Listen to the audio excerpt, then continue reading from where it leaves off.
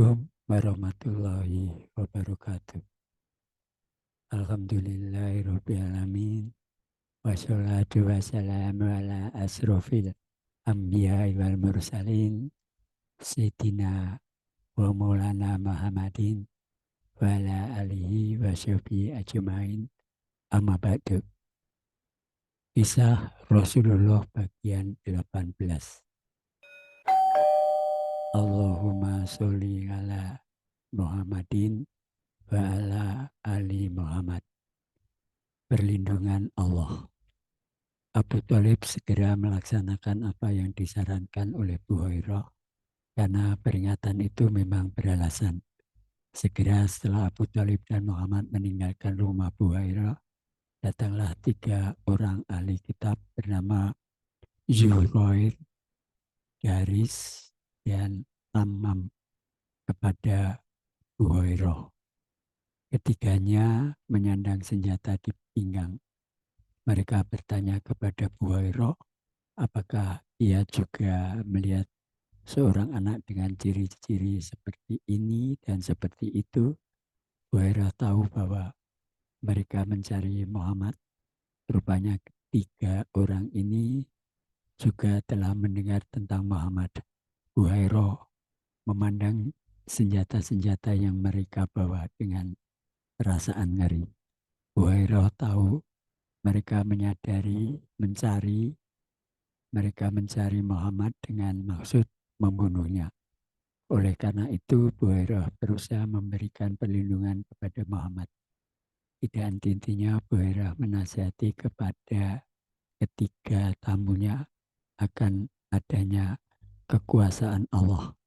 Diingatkannya bahwa bagaimanapun usaha mereka tidak akan mampu mendekati Muhammad untuk membunuhnya. Akhirnya ketiganya pun melihat kebenaran dalam perkataan Buhairah. Batalah niat mereka untuk mengejar dan membunuh Muhammad. Kemudian berlalulah mereka dari hadapan Buhairah. Allah menjaga Muhammad dari kejahatan dan kotoran-kotoran jahiliyah.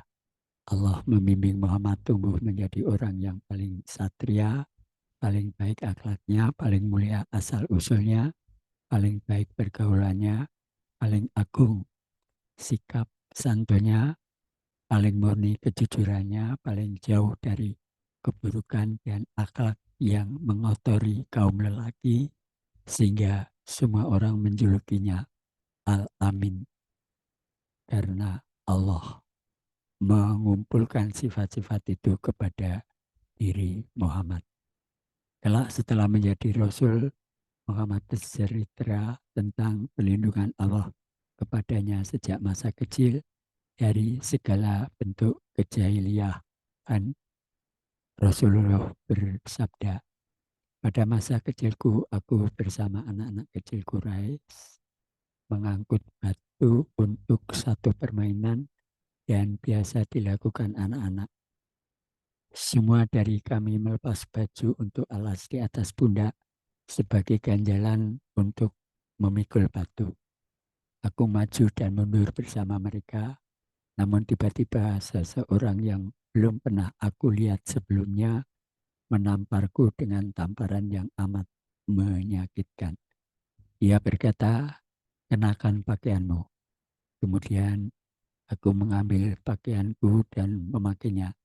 Setelah itu aku memikul batu di atas pundakku dengan tetap mengenakan pakaian dan tidak seperti teman-temanku membantu paman. Muhammad juga pernah menjadi gembala sewaan untuk membantu Abu Thalib yang hidup dalam kemiskinan. Perang Fijar. Sebagai seorang remaja yang tumbuh di lingkungan Jazirah Arab, Muhammad juga mengalami perang. Perang itu disebut Perang Fijar. Saat peperangan dimulai, umur Muhammad memasuki 15 tahun. Perang itu sendiri disebabkan sebuah pembunuhan. Barods bin Qais dari Bani Kinanah membunuh Urwa Rahal bin Atba dari Bani Hawazin. Hanya karena Barut jengkel ketika Urwah dipilih untuk memimpin kafilah dagang Nu'man bin Mundir yang kaya. Diam-diam Barut mengikuti kafilah Urwah dari belakang dan membunuh Urwah. Padahal ketika itu bulan adalah bulan suci, bulan yang tidak diperkenankan bagi siapapun untuk menumpahkan darah.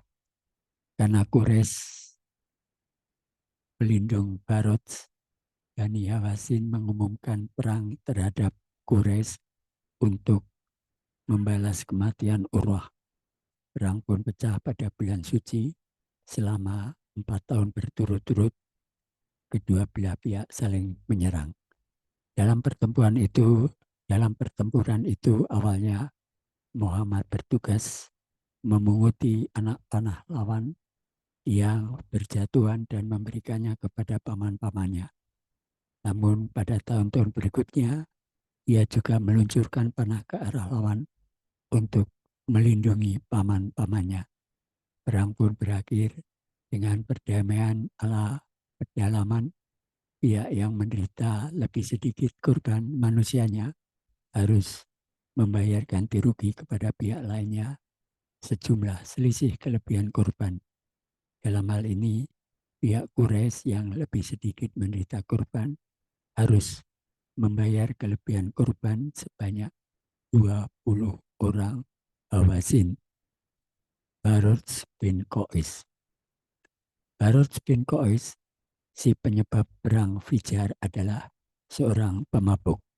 Karena merusak citra sukunya, dia diusir dan mendapat naungan suku lain. Namun di sana dia juga mabuk berat dan membuat onar, kemudian diusir lagi. Akhirnya Harb bin Muawiyah, ayah Abu Sufyan, menampungnya, walaupun hampir saja Barut bin Qais diusir lagi karena terus berbuat onar.